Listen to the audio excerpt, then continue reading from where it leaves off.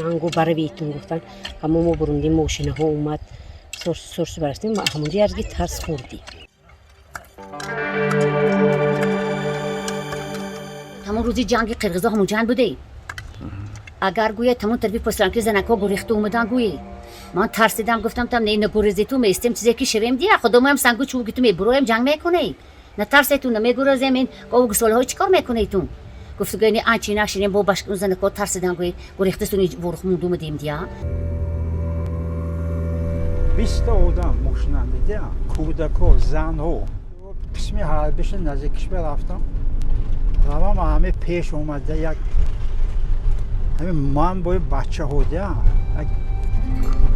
15 تا 20 تایی همین ماشین سنگباران کرد لبه ها لخ لخ شد واروخ ای